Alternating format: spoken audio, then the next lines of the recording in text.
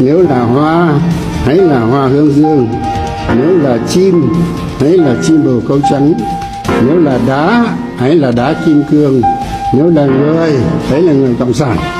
Cái quý nhất của con người là cuộc sống và danh dự sống.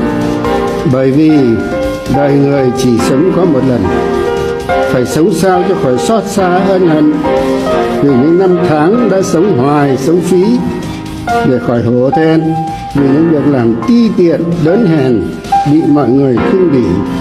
Để đến khi nhắm mắt xuôi tay, ta có thể tự hào rằng tất cả đời ta, tất cả sức ta đã hiến dâng cho sự nghiệp cao đẹp nhất trên đời, sự nghiệp đấu tranh giải phóng dân tộc, giải phóng con người, mang lại hạnh phúc